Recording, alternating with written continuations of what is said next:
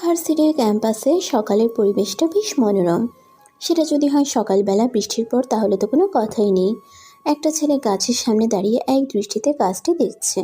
তার এমন অবস্থা, পাশ দিয়ে কেউ গেলে তার দিকে তাকিয়ে একবার হলেও পাগল বলবে। শুধু তার এমন দাঁড়িয়ে থাকার জন্য না, তার কথাবার্তা, পোশাক আর আচার আচরণে সবাই পাগল বলবে। একটা পুরনো পোশাক, মাথায় বড় বড় চুল আর কাঁধে একটা ব্যাগ, সাধারণত তাকে এই রূপেই বেশি দেখা যায়। ছেলেটার পাশ দিয়ে যাচ্ছিল দুটি মেয়ে। তাদের মধ্যে একজন ছেলেটির এমন অবস্থা দেখে থামলো। এই দোস্ত তারা কি হলো? পাগল ক্যাম্পাসে কি করে? আরে দোস্ত, এটা দেখতে পাগল, আসলেই পাগল না।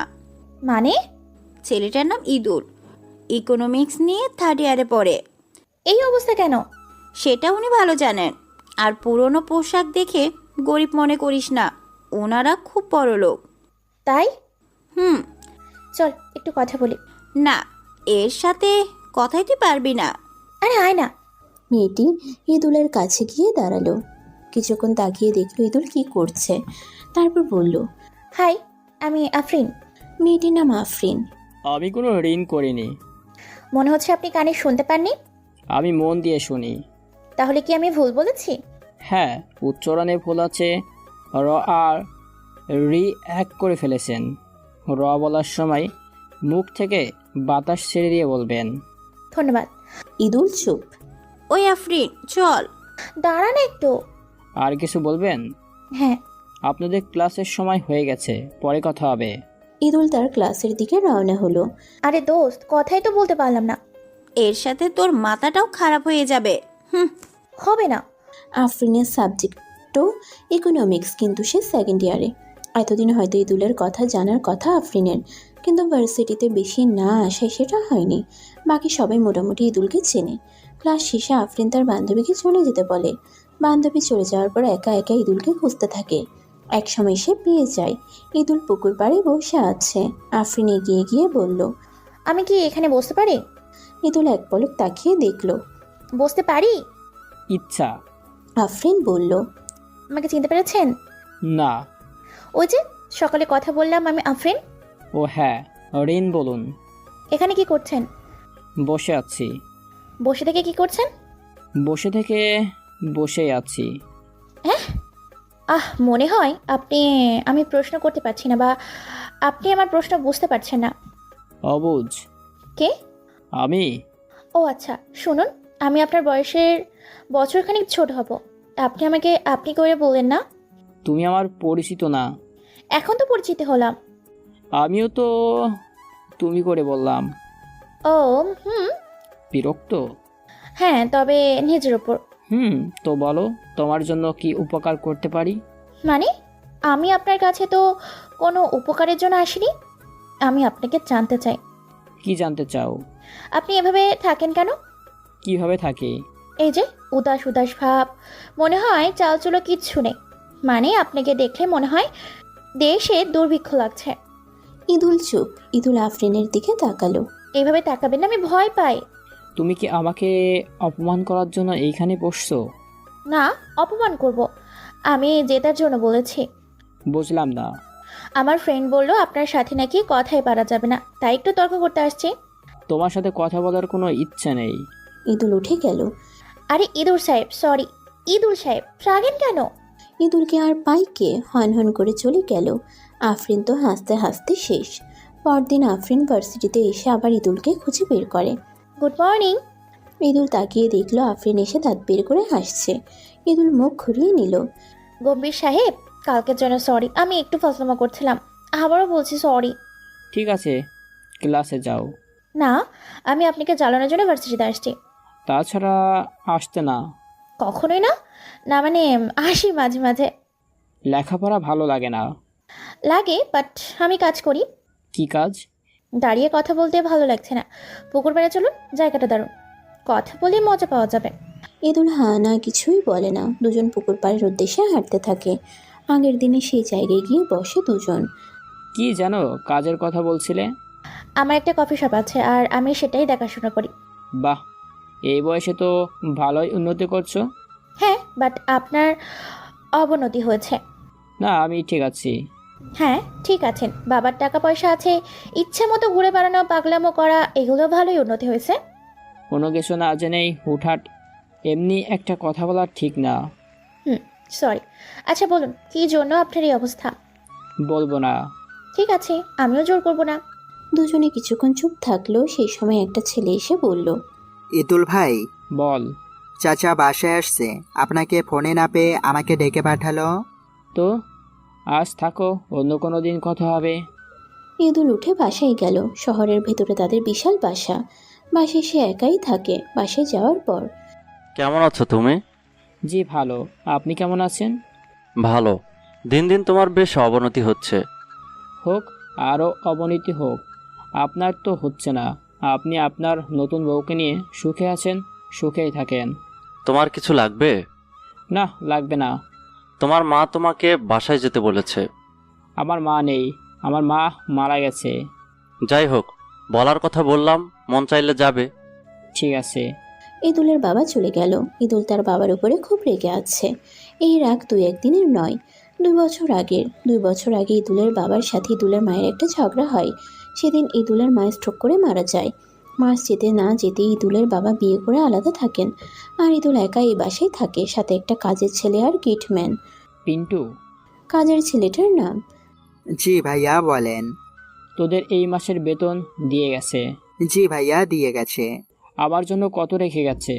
ভাইয়া পুরো বিল্ডিং এর ভাড়ার টাকা আপনার কাছে রাখতে বলেছে, আর আপাতত এই 20 লাখ দিয়ে গেছে। এত কেন? বিল্ডিং এর খরচ দিয়ে যা বাঁচে আপনাকে খরচ করতে বলেছে। পিন্টু, তোদের মতো আমিও এক চাকর। না ভাইয়া, কি বলেন? ঠিকই বলেছি রে, তোদের একটু বেতন কম, আবার একটু বেশি। না ভাইয়া, সব তো আপনারই। না রে, আমার কিছুই না। যাই হোক, খাইতে দে, ক্ষুধা লাগছে। জি ভাইয়া দিচ্ছি। খাওয়া শেষে ইদুল তার রুমে গিয়ে শুয়ে থাকে। পিন্টু সবসময় তার পাশেই থাকে আর ইদুল এর কথা শুনে। হ্যাঁ রে পিন্টু, ভাড়া কতজনের বাকি? ভাই, 3 তলার কেউ টাকা দেয় নাই। ও শোন, বেকার কেউ থাকলে ওদের কাছে ভাড়া চাইবি না। যেই দিন পারে টাকা দিবে, আর বাকিদের কাছ থেকে একদিনও দেরি করবি না, ঝটপট ভাড়া তুলে ফেলবি। জি ভাইয়া। আচ্ছা, একটা কথা বলতো, বলেন। আমাকে কি দেখতে ইঁদুর ইঁদুর লাগে? ভাইয়া সত্যি বলবো? হ্যাঁ বল। জি ভাইয়া। তোরে আমি ভাইয়া ভাইয়া আসলে দাড়ি গোপ কাটান নাকি? সব পড়ে থাকেন তাই। চুপ, যা সর এইখান থেকে। জি ভাইয়া। পিন্টু যাওয়ার পর ইদুল বিছানা থেকে উঠে আয়নার সামনে গিয়ে দাঁড়ায়। নিজেকে দেখতে থাকে, হাত দিয়ে চুলগুলো নাড়া দেয়, দাড়িতে হাত দেয়। আর আফরিনের সেই ইঁদুর বলাটা তার কানে বারবার বাজতে থাকে। 2 দিন পর আফরিনের সাথে ইদুলের দেখা, তাও আবার রাস্তায়। আফরিন ইদুলকে দেখে ইদুল ইদুল বলে কয়েকবার ডাকে। কেমন আছেন আপনি? ভালো, আপনি কেমন আছো? আছেন না আসো? তোতলাচ্ছেন কেন? ও না, আমি আসলে অন্য কথা ভাবছিলাম, তাই কথা এমনই হয়েছে। ও তো আসেন আমরা কফি শপে। আজ না, অন্য কোনো দিন। কার্ডটা রাখেন। হুম, এখন আমার একটু কাজ আছে। ঠিক আছে। আর হ্যাঁ, তাল মিষ্টি খাবেন? তাহলে তোতলাবেন না। মেয়েটার কাজ শুধু আমাকে পচানো, দেখা হলে কোনো না কোনো কথা বলে আমাকে পচাবেই। ইদুল বিড়বিড় করে বলল। এরকম কথা বলতে বলতে হাঁটতে লাগলো। রাস্তা দিয়ে হাঁটছে, এদিক ওদিক তাকিয়ে সব কিছু দেখছে। তার নেশা একটাই, সব কিছু দেখে উপভোগ করা, লোকের মুখের কথা শোনা, কে কী করছে সেটা ভালো করে বোঝা। মানুষ এরকম তখনই করে যখন সে কষ্টের কিছু বলতে চায়। ইদুলা এমনটাই করছে। সারাদিন বাইরে থেকে সন্ধ্যায় বাসায় ফিরে ইদুল গেট দিয়ে ভেতরে ঢুকবে, তখনই খেয়াল করলো দারোয়ান সিগারেট খাচ্ছে। দারোয়ানটার বয়স বেশি, 30-32-এর মতো। ইদুল দারোয়ানকে ডাকলো। এ ভাই, এদিকে আসেন। দারোয়ান সিগারেট ফেলে দিয়ে এগিয়ে আসলো। ফালাই দিলেন কেন? বাদ বাকি টাইনাই আসেন। না স্যার, ভুল হইয়া গেছে। আরে, আপনারে একদিন বলছি না আপনি সিগারেট খাবেন না? খাইলে সেদিন আপনার চাকরি শেষ। স্যার আর খামো না। প্রত্যেকবার তো একই কথা কন মিয়া। আপনারে দারোয়ান হলে কি হবেন? আপনারে বড় ভাই মানি, আর আপনি মিয়া সিগারেট খান। কয় টাকা দামের টা খাইলেন? 5 টাকা। সারাদিনে কয়টা খান? 1 প্যাকেট। আরে মিয়া, বেতন পান এত কম, আপনার তো বউ ছেলে মেয়ে আছে। আপনি বেতন থেকে 5 গুণ, এক পকেটে 10, তাহলে 50, আর মাসে আসছে 1500 টাকা। হায় রে ভাই, পড়াশোনা টাকা দিয়ে কি ছেলে বা নিজের বউয়ের জন্য ভালো কিছু কিনতে পারেন না? জমা করলেই তো পারেন। স্যার আর খামো না। আমি জানি আপনি খাবেন। বাদ দেন, পিন্টু কই? স্যার ও তো বাইরে গেছে। ও, আসলে বললেন আমার রুমে যাইতে। ও না যাই রাতে আমি খাবো না, আমাকে ডেকে যেন ডিস্টার্ব না করে। আর আপনারা খেয়ে নিয়েন। জি স্যার। আপনার মিয়া বুদ্ধি নাই, আমি বলি আর আপনি বলেন স্যার। ঈদুল ছেলেটার এমন কথা বলার জন্য যাকে পায় একদম কথা বলে মাথা শেষ করে দেয়।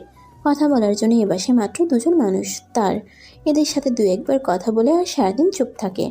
ঈদুল তার রুমে গিয়ে দরজা লাগিয়ে দেয়। আয়নার সামনে দাঁড়িয়ে নিজেকে দেখে, মাঝে মাঝে হাসে, আবার মন খারাপও করে। একবার বিছানা থেকে ব্যালকনিতে যায়, আবার ব্যালকনি ছেড়ে বিছানায়। এমন করতে করতে রাতটা পার করে দেয়। পরদিন সকালবেলা নাস্তা করেই বাসা থেকে নিরুদ্দেশ। কোথায় যায় কোনো ঠিক ঠিকানা নেই। হয়তো ভার্সিটি যাবে, না হলে রাস্তা দিয়ে হাঁটবে, কিন্তু আজ একটু ভিন্ন পথেই আসছে। হাতে তার আফরিনের দেওয়া কফি শপের ঠিকানা, হয়তো সেখানেই যাচ্ছে। ঠিক তাই করলো ঈদুল। এখন আফরিনের কফি শপের সামনে দাঁড়িয়ে এদিক ওদিক তাকাচ্ছে। ঈদুলকে দেখে একটা ছেলে এগিয়ে আসে। এই এইখানে কি? ভিতরে কি আরফিন ম্যাম আছেন? হ্যাঁ আছেন। আপনি কে? আমি একটু ওনার সাথে দেখা করব। আপনাকে দেখে মনে হয় না ওনার সাথে আপনার কোনো সম্পর্ক আছে। মনে তো হয় আপনি পাগল। আপনাকে ভেতরে যেতে দেওয়া হবে না। আচ্ছা ভাই, আমি যাব না ভিতরে। আপনি শুধু তাকে গিয়ে বলবেন ইদুল নামে একজন বাইরে দাঁড়িয়ে আছে। ছেলেটি আফরিনের কাছে আসলো। ম্যাম, জি। ইঁদুর নামে বাইরে একজন দাঁড়িয়ে আছে, আপনার সাথে দেখা করতে চাই। হ্যাঁ, ওনাকে ভেতরে নিয়ে আসো। ম্যাম, লোকটাকে দেখে মনে হলো পাগল। ধুর, তুমি জানো এই কফি শপের মতো 20টা কফি শপ উনি এক তালুতে করতে পারেন। বলেন কি ম্যাম? যাও, ওনাকে নিয়ে আসো। ছেলেটি ঈদুলের কাছে গিয়ে, স্যার সরি স্যার, চিনতে পারিনি। আসুন, আপনি ভিতরে আসুন। ঈদুল ভেতরে আসলো। আফরিনের সাথে একটা আলাদা রুমে বসলো। তো কেমন আছেন? ভালো, তুমি কেমন আছো? ভালো। আমি তোমার কাছে আসছি একটা কারণে। জি বলেন। আমার সাথে কথা বলতে হবে। হ্যাঁ বলেছি তো। এইভাবে না। কিভাবে? কিভাবে যে বলি। ভয় নেই, বলেন। তোমার সাথে কথা বলতে ভালো লাগে, তুমি আমার কথা বুঝতে পারো, তাই আমি তোমার সাথে তোমার কাছে প্রতিদিনই 2 ঘন্টা চাইবো। তুমি কি দিবা? আরে আমার এসব কে দেখবে? বেশি না, 2 ঘন্টা। দেখেন, আমি একা মানুষ, সব কিছু আমাকেই দেখতে হয়। এত সময় নিয়ে প্রতিদিন বাইরে যেতে পারবো না। তাও ঠিক। এগুলো কিছুক্ষণ চুপ থাকার পর, আমি যদি আপনার কাজ করে দিই? হাসছেন কেন? শপে পাগল দেখলে কাস্টমার আসবে না। ঈদুল কথা শুনে একটু রাগ করলো। আফরিন হেসে যাচ্ছে। আচ্ছা, সময় দিতে হবে না। ঈদুল উঠে দাঁড়ালো। আরে উঠলেন কেন? চলে যাব। এখনই? হুম। রাগ করতে হবে না, বসেন। আমি একটা উপায় বের করি। আচ্ছা, উপায় বের করার আগে কিছু প্রশ্ন করি। করো। না থাক, ডিরেক্ট বলি। আমি সন্ধ্যার পর সময় দিতে পারবো, দিনে সম্ভব না। ঈদুল বসলো। ঈদুল খুশি হয়ে বলল, তাহলে তো আরো ভালো। চান্স নিতে পারেন সেই জন্য এত খুশি? কিসের চান্স? কত কিছুই আছে। সময় দেওয়া লাগবে না, আমি যাচ্ছি। আরে বসেন বসেন, আমি এমনি একটু মজা করলাম। তাই বলে এমন কথা বলবেন আমাকে? দেখে কি তাই মনে হয়? না, আপনাকে দেখে মনে হয় আমি যদি আপনাকে সুযোগ দিই তবুও কিছু করতে পারবে না। ঈদুল আবার রাগ করলো। ইসরে, আমার বান্ধবী আমাকে এমনি ভয় দেখিয়েছিল, আসলে আপনি কথাই বলতে পারেন না। পৃথিবীর সব ছেলে মেয়েদের কাছেই কাবো, বিশেষ করে পছন্দের কারোর কাছে। আল্লাহ, আমি আপনার পছন্দের কেউ? ওইভাবে না, আমি তোমাকে এই কথার জন্য পছন্দ করি, শুধু কথার জন্য, আর কিচ্ছু না। ওকে, বুঝলাম। তো সন্ধ্যার পর কোথায় দেখা হবে? Suicide bridge. কি? মেন রোডে দক্ষিণের দিকে যে একটা ব্রিজ আছে ওইখানে। ও, ওটাকে সুইসাইড ব্রিজ বলে? আমার জানা মতে এখন পর্যন্ত এই ব্রিজ থেকে লাফিয়ে 1500 জনের মতো সুইসাইড করেছে। হ্যাঁ, আমিও শুনেছিলাম। আর নামটা আমি দিলাম। নাম তো দিবেনি, আপনি তো আর আবার ভাবুক মানুষ। এখন উঠি, সন্ধ্যায় দেখা হচ্ছে। হ্যাঁ, আপনি আমাকে এখান থেকে নিয়ে যাবেন। ঠিক আছে। আর একটু দাঁড়ান, কেন? কফি আসছে, খেয়ে তারপর যাবেন। ঈদুল কফি শেষ করে বাসায় ফিরে আসে। ভাইয়া, বল। একটা মেয়ে বাসা ভাড়া নিতে চাচ্ছে। মেয়েটার সাথে কেউ নেই? না, তাহলে দেওয়ার দরকার নেই। খুব রিকোয়েস্ট করছে। কি কাজ করে জানিস কিছু? কি যেন এনজিওর নাম বলল, সেটা শাখা অফিসের ম্যানেজার। বিয়ে করেনি? না। আচ্ছা দিয়ে দে। দিব। হ্যাঁ দিয়ে, আর নিয়ম কারণ সব কিছু বুঝে দিস। ঠিক আছে ভাই। সারাদিন বাসায় থেকে সন্ধ্যা ঈদুল বের হচ্ছে, তখনই সেই নতুন ভাড়াটিয়ার সাথে দেখা। আপনি কি ইদুল সাহেব? জি। আসসালামু আলাইকুম, আমি নিধি। নতুন ভাড়াটিয়া তাই না? জি চাচা যান। এই মেয়ে, তোমার বয়স কত? 24। তুমি তো আমার 1 বছরের বড়, আমাকে চাচা বলে ডাকছো। শিক্ষা করে কি আক্কেল জ্ঞান হয়নি? না মানে আপনার যা অবস্থায় দাদা বললেন, কেউ মাইন্ড করবে না, সেখানে আপনাকে চাচা বলতেই আপনি ক্ষিপ্ত। যাও যাও, তোমার বাসায় যাও। জি। ফালতু মেয়ে কোথাকার। ঈদুল আফরিনের কফি শপে আসে, সেখানে থেকে আফরিনকে নিয়ে সেই সুসাইড ব্রিজের উপর যায়। হ্যাঁ, শেষ পর্যন্ত চাকরিটা কনফার্ম। বুঝলাম না। এই যে এখন থেকে প্রতিদিনই আসতে হবে, তাই বলছি চাকরিটা কনফার্ম। হুম। আচ্ছা, গাড়ির শব্দ তো তেমন কথা বলা যায় না, কি করা যায় বলুন তো? ওই পাশে ব্রিজের নিচে একটা সিঁড়ি আছে। তো ওখানেই চলুন। না, জায়গাটা বেশ ভয়ঙ্কর। আমি ভয় পাই না, চলুন তো। না, ওইখানে খারাপ মানুষ থাকে, ওইখানে যাওয়া যাবে না। তো আপনার কথা শুরু করেন। ঈদুল তার পাঞ্জাবির পকেট থেকে একটা গোলাপ ফুল বের করলো। আফরিন তো গোলাপ দেখে ভেবেই নিয়েছে নিশ্চয়ই ঈদুল প্রপোজ করবে, কিন্তু ঈদুল আফরিনের হাতে গোলাপ দিয়ে বলল, পাগলের কথা শুনে এইখানে আসার জন্য আপনাকে এই ছোট্ট উপহারটা দিলাম। আফরিন চুপচাপ আছে, কারণ ঈদুল আরেকটা পকেটে হাত দিয়েছে, নিশ্চয়ই আরও কিছু এনেছে। ঠিক তাই পকেট থেকে একটা গুচ্ছ কাচের বোতল বের করলো। বোতলে অনেকগুলো জোনাকি পোকা, দেখতে বেশ লাগছিল। আফরিন তো দেখে একদম হাঁ হয়ে গেছে। ঈদুল বোতলটা আফরিনের হাতে দিয়ে বলল, আপনি যে কথাগুলো বলবেন আমার সাথে, এটা তার প্রতিদান। উপহারগুলো পেয়ে আফরিনের বাকশক্তি হারিয়ে গেছে, কি বলবে কিছুই খুঁজে পাচ্ছে না। কথা হারিয়ে গেছে আপনার? সাথে আপনারও। আমি তো কথা বলছি। সাথে আপনারও। আগে তুমি করে বলতেন, কিছুক্ষণ হলো আপনি করে বলছেন। সত্যি আপনি করে বলছি। সরি। না ঠিক আছে, এর জন্য কেউ সরি বলে না। হুম। আচ্ছা, আমি কি জোনাকিগুলোকে ছেড়ে দিতে পারি? ছেড়ে দাও। আফরিন বোতলের ঢাকনা খুলে বোতলটা ব্রিজের উপর রাখলো। একটা একটা করে জোনাক পোকা বেরিয়ে যাচ্ছে, দুজন দাঁড়িয়ে সেই দৃশ্য দেখছে। সেই সময় হঠাৎ ঈদুল বলে উঠল, জানো, আমার জীবন থেকে হাসি আর সুখ এভাবে উড়ে গেছে। বুঝতে পারছি, বাট আপনারও অনেক দোষ আছে। দোষ খুঁজলে শুধু আমারটাই বের হবে। আচ্ছা থামুন থামুন, মন খারাপের কথা বাদ। এই দেখেন, সব জোনাকি পোকা উড়ে চলে গেছে। কাল আরও কিছু নিয়ে আসবেন। আর তো আনবো না। কেন? প্রতিদিন গাধার মতো খাটুনিকে খাটবে। আজ খাটলেন কেন? ভালো লাগছে তাই। পুরাই সেলফিশ টাইপের মানুষ আপনি। একটুও না। পুরোটাই। আবার দুজন নীরব ব্রিজের উপর দাঁড়িয়ে গাড়ি যাওয়া দেখছে। রাত হওয়ায় গাড়ির চাপ কিছুটা কমেছে। পুরো ব্রিজের উপর নিয়নের আলো ছিল, দেখতে দারুণ লাগছিল। ঈদুল তো আফরিনকে প্রশ্ন করেই বসলো, নিয়নের আলো তোমার কেমন লাগে? তেমন একটা ভালো লাগে না। ও কেন? কালারটা পছন্দ না। আমার খুব পছন্দ। আমিও যেমন, পছন্দও তেমন। হুম। তো আমরা কি এইভাবে দাঁড়িয়ে থাকবো? হ্যাঁ, কেন ভালো লাগছে না? লাগছে, বাট ভয়ও করছে। কেন? আমার পাগল হবার রাস্তা আমার চোখের সামনে ভাসছে। রাস্তার ওই পাশে চলুন তো। কেন? আরে চলুন। দুজন রাস্তার ও পাশে যায়। রাস্তার এপাশে আসলেন যে? আপনি এখন চলে যাবেন? কেন, আপনি যাবেন না? আমি চাই না আমার জন্য কেউ পাগল হোক। আরে আমি তো এটা মজা করে বলছি। ঈদুল কোনো কথাই শুনে না। রাস্তায় একটা অটো দাঁড় করায়, আর তাতে আফরিনকে উঠিয়ে দেয় জোর করে।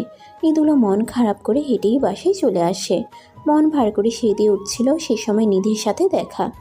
আরে ভাই, আপনার মন খারাপ কেন? আমার মন খারাপ আপনাকে কে বলছে?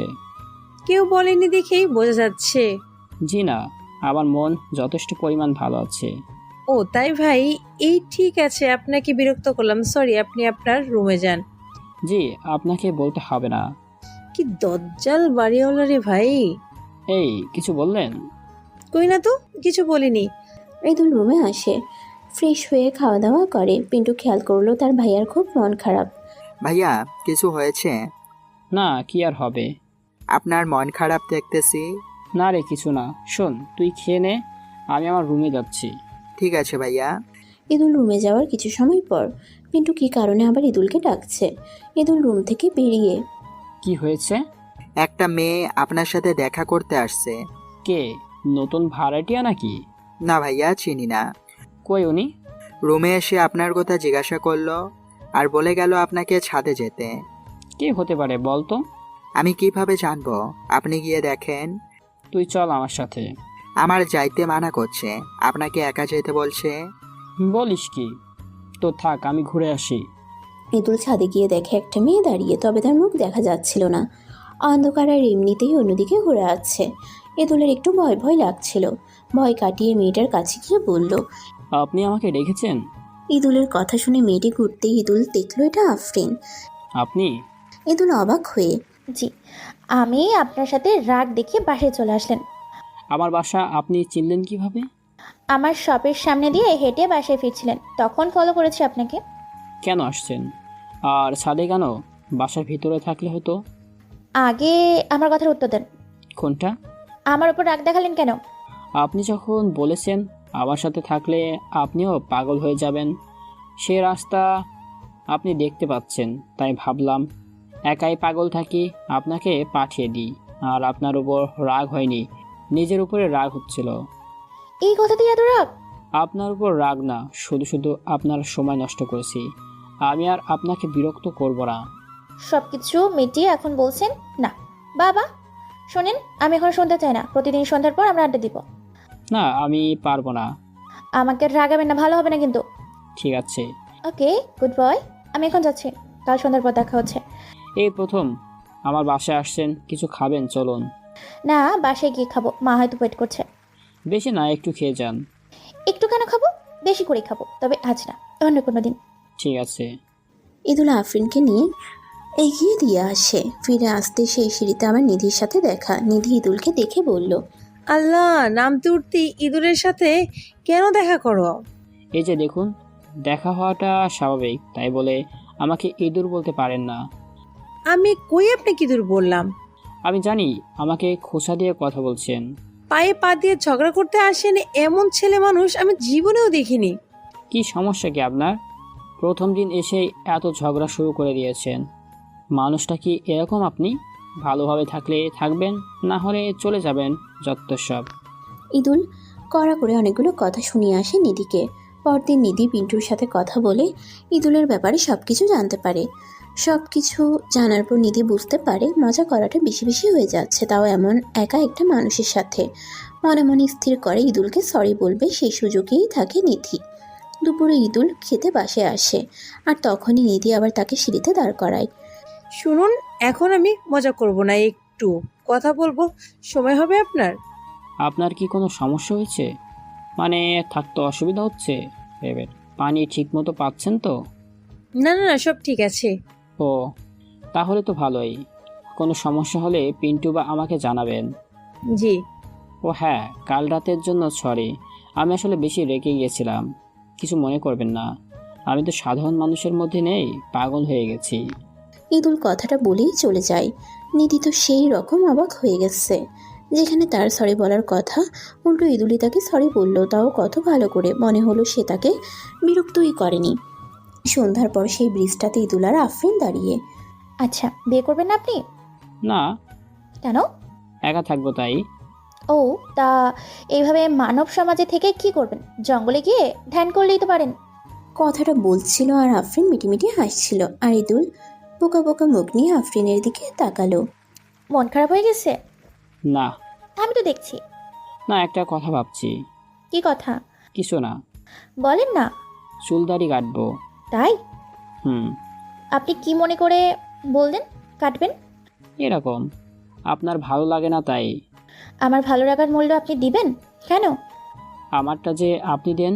আফরিন একটু মুচকি হাসলো আর বলল, আপনার আবেগটা অনেক বেশি, আর কথাগুলো শুনে মনে হয় অনেক কান্না করার পর কথাগুলো বলছেন। ইদুল চুপ। তো কাল আপনাকে নতুন রূপে দেখছি, তাই তো? হুম।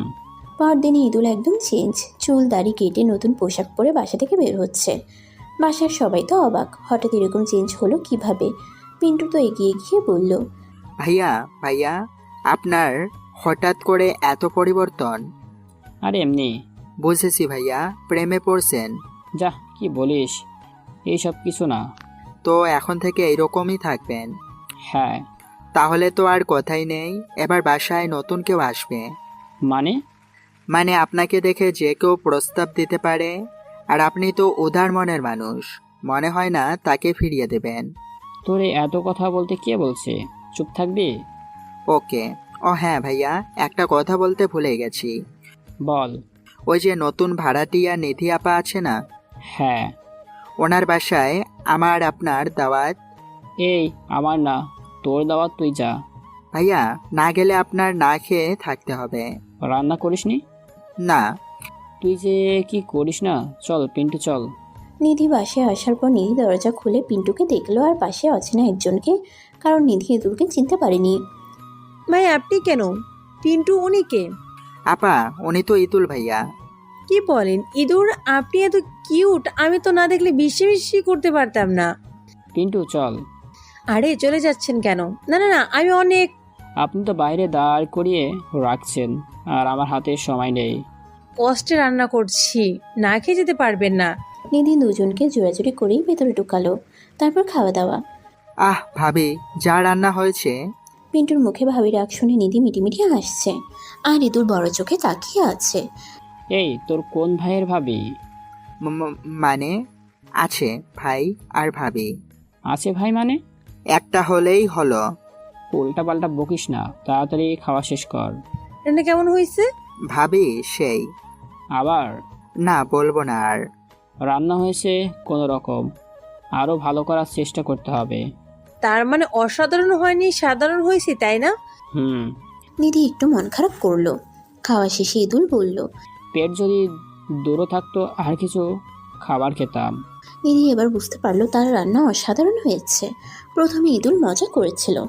শুনুন, দুপুরে আমার বাসায় আপনার দাওয়াত। পিন্টু তুই রান্না করে ওনাকে খাওয়াবি। আপনি দুপুরে বাসায় থাকেন না? না। তাহলে আর কি হলো?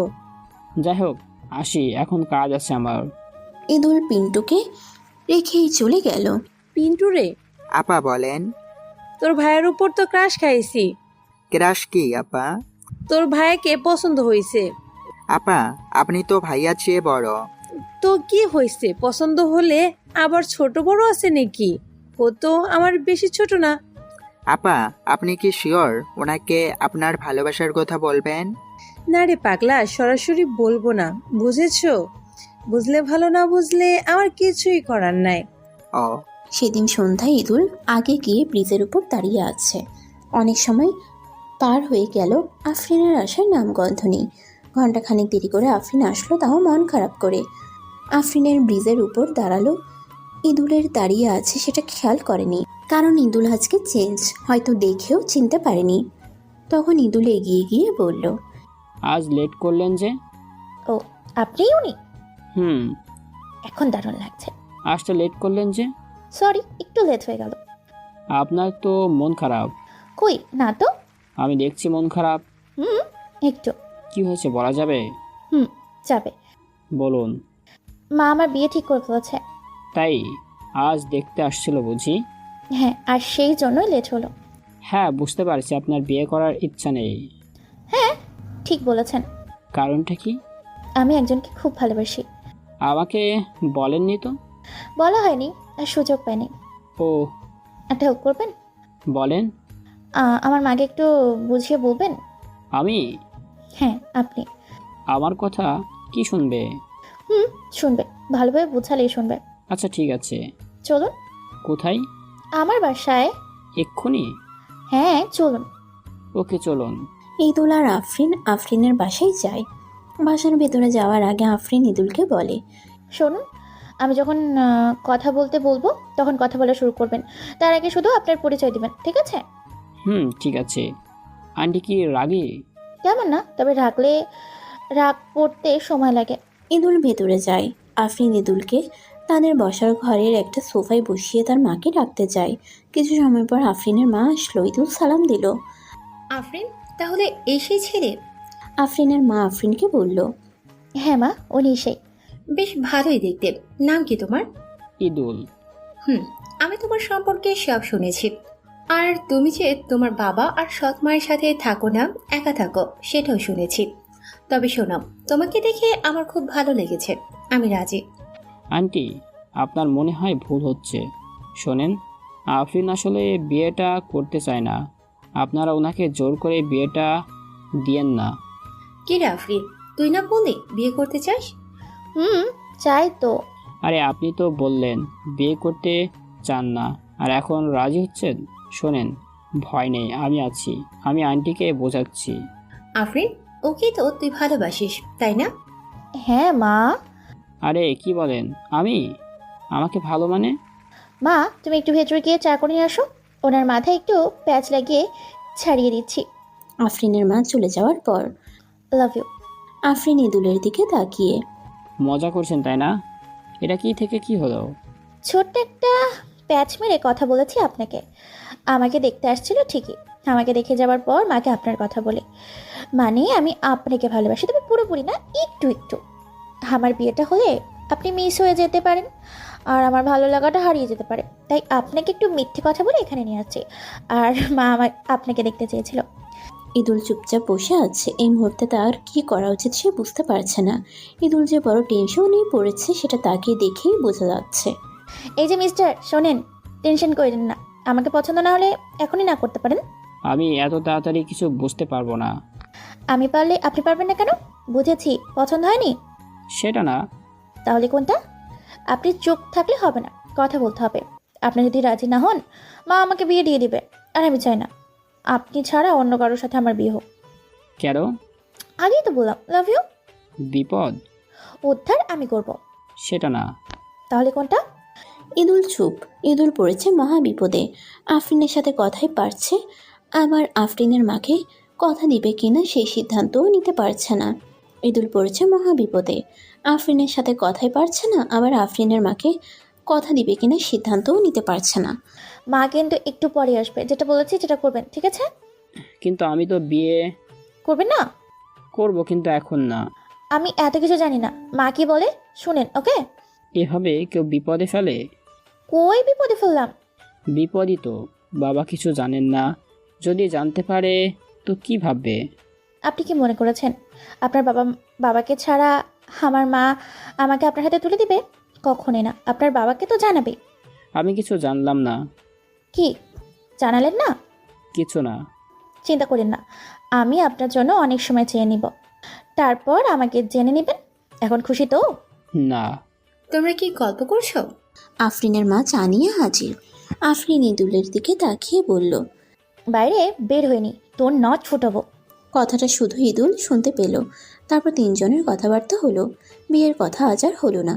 আফরিনের মা বলেছে এটা নিয়ে পরে কথা হবে। সেটা কত পরে হবে সে সম্পর্কেও কিছু বললো না। হয়তো মেয়েকে পরেই বিয়ে দিবেন। ইদুলকে এগিয়ে দিয়ে আসতে আফরিন বাইরে আসলো। কি ব্যাপার, ভালো লাগছে? না। এই যে ভয় কাঁপতেছেন। না, আজ একটু শীত শীত করছে। তাই না? হুম। ভালো তো, যে কথাতে বলতে চাচ্ছি, আমার সাথে আপনার বিয়ে হলে আপনি খুশি না? খুশি আবার না? এটা কেমন কথা? আমাদের মাঝে তো এমন সম্পর্ক হয়নি। এখন হবে। আমি তো আপনাকে অন্যভাবে দেখি। কিভাবে দেখেন? বন্ধু। হ্যাঁ ঠিক হইতো, আছে বন্ধুত্বটা, গাঢ় করতেই তো এই ব্যবস্থা। বিয়ে করলে গাঢ় হবে। হ্যাঁ, এটা তো এমনিই বোঝা যাচ্ছে। দুজন কাছাকাছি থাকবো, অনেক শেয়ারিং কেয়ারিং হবে, কত কিছু হবে আরো। মানে? আপনি একটা কি যে বলি, চুপ করে বাসে যান। আচ্ছা। ইদুল চলে যাচ্ছে। এই শোনো। ইদুল পেছনে ফিরে তাকালো। Love you. ইদুল তড়িঘড়ি করে সেখান থেকে চলে গেল। লজ্জায় দাঁড়াতেই পারছিল না। এমন কথা সে প্রথম কোনো মেয়ের কাছ থেকে শুনছে, তাও আজকেই কয়েকবার। ইদুল বেশ রাত করে বাসায় ফিরে। ভাইয়া, আজ এত দেরি হলো যে? এমনি দেরি করে ফেললাম। ও। খেয়েছিস তুই? জি ভাইয়া। আচ্ছা, দুপুরে ওই মেয়েটা কি খেয়েছে? হ্যাঁ ভাইয়া, খেয়েছে। ভালো। ভাইয়া, একটা ঘটনা ঘটেছে। কি ঘটনা? নিধি আপা আপনার রুমে ঢুকে কি? রুম গুছিয়ে দিয়েছে। এবার ইদুল একটু খেপেচ্ছে। পিন্টুকে সাথে নিয়ে তখনই নিধির পাশে গিয়ে দরজায় নক করে নিধিকে বের করলো। সমস্যা কি আপনার? কি হয়েছে? কি হয়নি সেটা বলেন। আমি কিছু করেছি? আমার রুমে আপনি ঢুকছিলেন কেন? আমি রুমে গিয়ে দেখলাম অগোছালো, তাই একটু গুছিয়ে দিলাম। আলগা পিরিত দেখানো বন্ধ করেন। আপনি আমার বাসায় গেছেন ভালো কথা, আমার রুমও দেখছেন ভালো কথা, হাত দিয়েছেন কেন? সরি, আমি আসলে বুঝিনি আপনি এত রেগে যাবেন। জানলে রুমে যেতাম না। আবার সরি? শিক্ষা দীক্ষা কি ভিতরে নাই? আপনি আবার আমার রুমে যাবেন, অগোছালো করে দিয়ে আসবেন? কেন? আমি বলছি তাই। ভাইয়া ভাইয়া চলেন, আপা অনেক কষ্ট করে গুছিয়েছে। তুই চুপ কর, তোর জন্য এই সাহসটা পেয়েছে। ইদুলকে পিন্টু জোর করে রুমে নিয়ে আসে। ইদুল এমনই, কেউ তার রুমে ঢুকতে পারবে না। সে অগোছালো বেশি পছন্দ করে, আর সেখানে নিধি গিয়ে রুম গুছিয়ে দিয়ে আসছে, রাগ হওয়াটাই স্বাভাবিক। এদিকে নিধি দরজা লাগিয়ে দিয়ে চোখের পানি ফেলছে। ইদুলের কাছ থেকে প্রশংসা কুড়াতে গিয়ে বকা শুনেছে। নিধি নিজেকে শক্ত করে আর বলে, হাগলা পিরিত আর দেখাতে যাব না, তাকে বোঝানোর চেষ্টা করব। এই নিধিটা যে কেন ইদুলকে পছন্দ করলো সেটা নিধি নিজেই বুঝতে পারে না। হয়তো ইদুল সম্পর্কে সবটা জানার পর তার মনের মধ্যে ইদুলের জন্য মায়া কাজ করেছে, আর তার জন্যই এরকম। দুদিন পর ইদুল আর আফরিন সেই ব্রিজটার উপর। 2 দিন আপনার ফোন অফ। অফ করে রাখছিলাম। আপনার বাসায় গিয়ে পিন্টুর কাছে জানতে পারলাম আপনি বাসায় নেই। কোথায় গেছেন কেউ জানে না? কোথায় গিয়েছিলেন? রুমেই ছিলাম, শুধু পিন্টু জানতো। কি? আমার মন খারাপ ছিল, তাই রুমেই ছিলাম 2 দিন। মন খারাপ নাকি আমাকে ভয় পাচ্ছেন? আপনাকে ভয় পাবো কেন? আর ভয় পেলে কি এখন এখানে আসতাম? ওকে, মন খারাপ ছিল কি জন্য? কারণ নেই। আচ্ছা বাদ দিলাম, কারণ আপনি বলবেন না যে তেরি মানুষ আপনি। আচ্ছা 2 দিন আমার কথা মনে পড়েনি? পড়েছে। একটু কল করলেই তো পারতেন, দুজন মিলে আপনার রুমে আড্ডা দিতাম। আমার একা থাকতে ভালো লাগে তখন। ও আচ্ছা। আন্টি কেমন আছে? হ্যাঁ ভালোই আছে। হঠাৎ কোথা থেকে নিধি এসে তাদের সামনে হাজির। আরে আপনি এত রাতে এইখানে এই মেয়ের সাথে কি করেন? না মানে উনি তো। আরে চলেন, আপনি একদম অগোছালো হয়ে গেছেন। রাতে সব মেয়েদের পাল্লায় পড়ে জীবন শেষ হয়ে যাবে। তাড়াতাড়ি এখান থেকে চলুন। আফরিন অবাক হয়ে ইদুলের দিকে তাকিয়ে আছে। নিধি এবার ইদুলের হাত ধরে টানলো। ইদুল তখনই নিজের হাত ছাড়িয়ে নিয়ে নিধির গালে এক থাপ্পড় দিল। উনি আমার পরিচিত না জেনে এসেই এমনি একটা কথা বলা শুরু করেন। ও সরি, আমি বুঝতে পারিনি। আচ্ছা আপনার কথা বলুন। নিধি চলে গেল। মেয়েটাকে? নিধি তোমার সাথে কি সম্পর্ক? আমাদের বাসা ভাড়া থাকে। ও যেন কি গোছানোর কথা বলছিল। না তেমন কিছু না। সত্যিটা বলো। আমার রুম গুছিয়েছিল, আর সেই জন্য আমি বকা দিয়েছি। ও সেই জন্য তো এখন সে আপনাকে গোছাতে চাইছে। আরে না, কথার কথা বলছে। তুই যা, ওরে নিয়ে বাসায় যা। দেখ অটোর জন্য দাঁড়িয়ে আছে। আমি কথা বলবো তারপর যাব। তোর সাথে আর কথা কে বলবে? আমি আমি কথা বলবো? হ্যাঁ, কখনোই না। এই যে দেখেন, ভুল বোঝেন না, আমি তো। ইদুল কিছু বলার আগে আফরিন চলে গেল। নিধি এখনো দাঁড়িয়ে আছে, অটো পাচ্ছে না। ইদুল নিধির কাছে এগিয়ে যায়। ইদুল দেখতে পেল নিধি তার দিকেই আসছে। মেয়েটা ভয়ে শেষ। নিধি তো ভাবছে ইদুল এসে আবার মারবে, আবার বকা দিবে। নিধিকে দেখতে খুব অসহায় লাগছিল। মজার ব্যাপার হলো নিধির ধারণাটা ভুল ছিল। ইদুল এসে তার ঠিক পাশেই দাঁড়ালো, কিন্তু কোনো কথা বলল না। একটা অটো আসলো, সিট একটা খালি আছে। ইদুল সেটাতে গেল না। অটোওয়ালাকে বলল 2টা সিট লাগবে। নিধি তখনই বুঝতে পারে ইদুল একা যাবে না, তাকে সাথে নিয়েই যাবে। এখন নিধির একটু ভালো লাগছে। একটু পর আরেকটা অটো আসলো, সিট ফাঁকা থাকায় দুজনে উঠল। আবার একসাথে পাশাপাশি বসলো। কেউ কোনো কথাই বলল না পুরো রাস্তায়। বাসার সামনে এসে নিধির ভাড়াটা ইদুল দিয়ে দেয়। দুজনে একসাথে সিঁড়ি দিয়ে উঠছে। প্রথমে ইদুলের বাসা। ইদুল নিধিকে থামিয়ে বলল, সরি। নিধি শুধু মাথা নাড়ালো। আমি সরি বলছি। হ্যাঁ। কি মুখ দিয়ে কথা বের হয় না? হ্যাঁ বের হয়। আপনি সরি বলছেন। চরটা একটু বেশি জোর হয়ে গেছে, দাগ পড়ে গেছে গালে। আপনি একটু। না না ঠিক আছে, আমারই দোষ ছিল।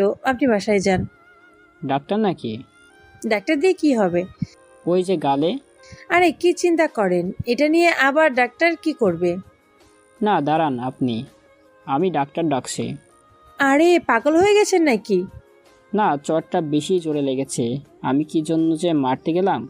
একটু দাঁড়ান, আমি ভিতর থেকে আসছি। ইদুল ভেতরে গেল। আরে এও পাগল। ইদুল ভেতরে গেল। নিধির ডাক আর শুনতে পারল না ইদুল। ইদুল পিন্টুকে নিয়ে বাইরে বের হলো। এই যে শোনেন, ডক্টরের কাছে যেতে হবে না, আপনি বাইরে থেকে আসেন, ফ্রেশ হন, আমি যাচ্ছি আমার রুমে। হ্যালো, কি করিস? আমি এই তো রুমে। মেয়েটা কোথায়? তার রুমে। তুই মেয়েটাকে সাথে নিয়ে বাসায় গেছিস তাই না? হুম। কেন? এক আমি এত রাতে গাড়ি থেকে নেমে আমাদের কাছে আসছিল, আর এইখান থেকে গাড়ি পাওয়া যায় না, তেমন যে কোনো বিপদ হতে পারতো, তাই। ইদুল নিধির কথায় তার রুমে চলে আসে। বিছানায় বসতেই কল করলো আফরিন। সত্যি করে বলতো, মেয়েটা তোর কি হয়? ভাড়াটিয়া। সত্যি তো? সত্যি। খাইছেন কিছু? না। খেয়ে নেন। আপনি খাইছেন? না। আপনিও খেয়ে নিন। জি, খাওয়া শেষে ফোন করবেন, ঠিক আছে? মনে থাকবে তো? হ্যাঁ। ইদুল রাতের খাওয়ার পর আফরিনকে কল করে। খাওয়া শেষে করলে তাই না? আমারও শেষ। তো কি করবেন এখন? প্রেম করবো। কার সাথে? কার সাথে আবার? আপনার সাথে। আমি পারি না। ধুর, এটা এমনি এমনি সবাই পারে, শিখতে হয় না। মানে আমি বলতে চাচ্ছিলাম যে আমি আপনাকে ওইভাবে পছন্দ করি না। তো কিভাবে পছন্দ করিস? মানে সবভাবেই, কিন্তু ওভাবে না। তোর ওই ভাড়াটিয়াকে পছন্দ তাই না? না, তাকেও না। তুই ফোন রাখ। আফরিন কল কেটে দিল। ইদুল এখন বারবার আফরিনকে কল দিচ্ছে। আফরিন ফুল তুলছে না। বেশ কয়েকবার দেওয়ার পর আফরিন কল রিসিভ করে কানে ধরে আছে, কিন্তু কথা বলছে না। কথা বলছেন না কেন? আফরিন চুপ। আচ্ছা, আমি ওভাবে পছন্দ করি, এখন তো কথা বলুন।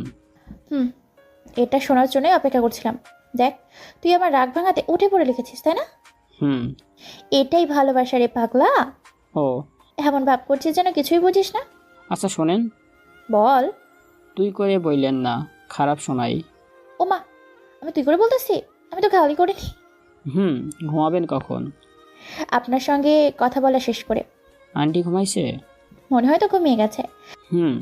কাল সকালে আমার শপে আসতে পারবেন? কোনো দরকার আছে? কি দরকার? আসলেই দেখতে পারবেন। আসুন। তুই ওই ভাড়াটিয়ার সাথে কথা বলবি না। যদি দরকার হয়, ওই যে ওই ছেলেটা, কি যেন নাম? পিন্টু। হ্যাঁ, পিন্টু ওর সাথে কথা বলবে। আচ্ছা ঠিক আছে। এখন বল, লাভ ইউ। না। কেন বলবি না? বলতে হবে কেন? ভালোবাসিস তো বলবি না কেন? ইদুল চুপ। ফোন রাখছি, কাল তোর খবর আছে। আফরিন আবার কল কেটে দিল। পরদিন সকালবেলা ইদুল আফরিনের সাথে দেখা করতে শপে যায়।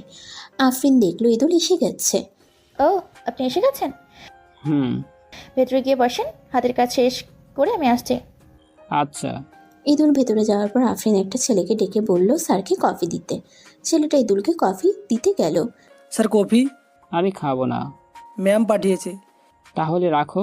ছেলেটা মুচকি এসে বাইরে চলে গেল। বাইরে গিয়ে আফরিনকে বলল, ম্যাম, স্যার তো আপনাকে অনেক ভয় করে। তুই বুঝলি কিভাবে? আমি প্রথমে যখন কফি দিচ্ছিলাম বলল খাবে না, পরে আপনার কথা বলছি, তখন উনি চমকে উঠে কফি রেখে দিলেন। আরে ভয় না, এটা সম্মান। তুই বুঝবি না, কাজ কর। ইদুল ভেতরে ঘন্টাখানেক হলো বসে আছে। আফরিন এখনো ভেতরে গিয়ে ইদুলের সাথে দেখা করেনি। আরও কিছু সময় পর আফরিন ইদুলের কাছে যায়। আমার কাছে চলে আসুন। কোথায় যাব? আমার সাথে গেলেই টের পাবেন। চলুন। বাইরে এসে দুজন একটা রিক্সা নিল। ইদুল কিছু বলার সাহসই পাচ্ছে না যে কোথায় যাচ্ছে তারা। কিছুক্ষণ রিক্সা চলার পর ইদুল টের পেল এটা আফরিনের বাসার দিকের রাস্তা। আর কিছুটা সামনে এগোলেই আফরিনের বাসা। আফরিন রিক্সাটা ঠিক তার বাসার সামনে দাঁড় করালো। ইদুল নেমে দাঁড়ালো। আফরিন রিক্সা ভাড়া দেওয়ার পর, চলুন। যাব না। কেন? আপনার বাসায় গিয়ে আমি এখন কি করব? আরে চলুন তো। না, আমি যাব। তুই যাবি, তোর ঘাট যাবে, চল। আফরিন ইদুলকে টেনে তাদের বাসায় ঢুকালো। মেন দরজা তালা কেন? বাসায় কেউ নেই? না।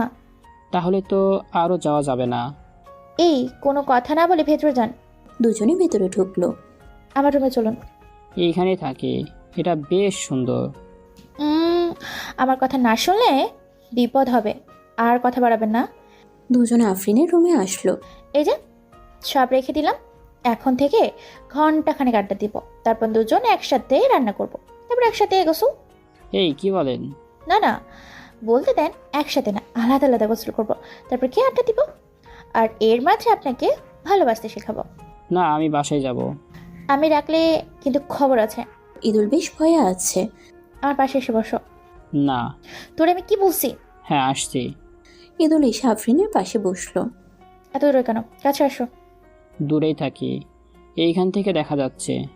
কি দেখা যাচ্ছে? আপনাকে। এত কথা কেন? কাছে এসে বসো আর তুমি করে বলো। আসছি। ইদুল কাছে আসতেই আফরিন ইদুলের একটা হাত তার হাতের ভেতরে নিল আর একটু ন্যাকামি করে বলল, ছোট্ট বাবুদের মধ্যে তো ভয় কেন করছো? হ্যাঁ, ভয় পাওয়ার কথা আমার, সেখানে তুমি ভয় পাচ্ছ? দেখেন, কেউ জানলে খারাপ বলবে। কেউ বলতে? কে জানবে? আন্টি। উনি জানেন, আর ওনার আত্মীয় বাসায় গেছেন। আজ আসবেন না, কাল আসবেন। তাও কেমন যেন। চুপ। শোনো, তোমাকে আমার খুব ভালো লাগে, মানে এত ভালো লাগে মনে হয় তোমার মধ্যে হারিয়ে যায়। ইদুল চুপ। তোমার আমাকে ভালো লাগে না? লাগে। আমার মধ্যে হারাবে না? ইদুল চুপ।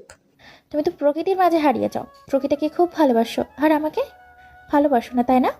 আমাকে একটু সময় দিতে হবে। কেন? আপনাকে বুঝতে। আবার আপনি? তোমাকে বুঝতে। সেই জন্যই তো আজ এত কাছে এসেছি। সারাদিন অনেক কথা হবে, তুমি আমাকে বুঝতে পারবে। একদিনে বুঝতে পারবে না, তবে প্রিয় মানুষের কাছে রাখছি, নিজের ঘরে, যাতে ভাড়াটিয়া চোখ না পড়ে। ওর সাথে আমার কথা হয় না। সেই জন্যই তো। কি আফসোস হয়? আরে না। তো ওর কথা বাদ, বলো চলো রান্না করি। এখন? এখনই। তুমি রান্না করতে পারো? তেমন না, একটু একটু। সমস্যা নেই, শিখিয়ে দিব। আমি রান্না শিখে কি করব? বিয়ের পর বুঝবা রান্না শিখে কি করতে হয়। মানে? তুমি তো আবার সোজা কথা ছাড়া বুঝো না, সহজ করে বলি। বিয়ের পর আমি ইচ্ছে করে অসুখের ভান করে থাকবো তোমার হাতে রান্না খাওয়ার জন্য। একটু জুলুম হবে। এটাতে ভালোবাসা প্রকাশ হবে। ইদুল ধীরে ধীরে আফরিনের প্রতি দুর্বল হচ্ছে। আফরিনের প্রতি কোনো একটা মায়া তাকে টানছে। এসব ইদুল ভালো করেই টের পাচ্ছিল। রান্না শেষ করে দুজন দুপুরের খাওয়া খেয়ে নেয়। দুপুর গড়িয়ে বিকেল হতেই দুজন আবার ঘুরতে বের হয়। আর রাস্তায় ইদুলের বাবার সাথে মুখোমুখি দেখা। ইদুলের বাবা ইদুলকে দেখে বেশ অবাক হয়। তার ছেলে একটা মেয়ের সাথে ঘুরছে। ইদুলের বাবা এবার মুচকি এসে আফরিনের দিকে তাকায়। নাম কি তোমার? আফরিন। আপনি কে? আমি ওর বাবা। ও সরি আঙ্কুল, আসসালামু আলাইকুম। ওয়ালাইকুম আসসালাম। তোমরা কোথায় যাচ্ছ? না আঙ্কুল, কোথাও যাচ্ছি না, আমরা এখানেই হাঁটছি। ও, তোমরা ক্লাসমেট? হ্যাঁ, না জি জি আঙ্কুল, ক্লাসমেট আমরা। ঠিক আছে। আসলে আমার ছেলেটা আমার সাথে কথা বলতে চায় না, রাগ করেছে দেখছো না, অন্যদিকে মুখ করে আছে। তোমরা হাঁটো, আমি আসছি। ইদুলের বাবা চলে গেল। এই, তুমি বাবার সাথে কথা বললে না কেন? বলেছি। কই, একটা কথাও তো বলোনি। চোখ দিয়ে কথা বলেছি।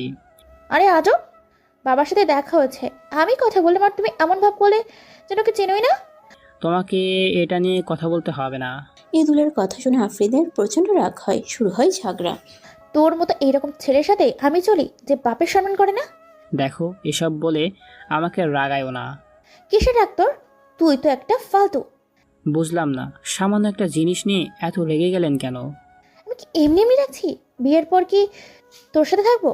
আমার পরিবার লাগবে না? তুই তো একা থাকিস। আরে আমি। চুপ, আমার সাথে কোনো কথা বলবি না। ইদুল আর নিজেকে কন্ট্রোল করতে পারে না। আফরিনকে চড় মেরে সেখান থেকে চলে আসে।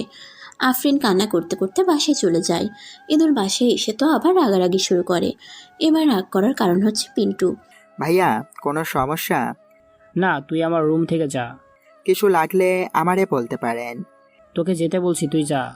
নিধি ভাবির সাথে রাগারাগি হয়েছে? কথাটা শুনে পিন্টুকেও একটা চড়। তোরে কি বলছি, নিধি তোর ভাবি, বেশি বুঝোস তাই না? তোরে জ্ঞান দিতে কে বলেছে?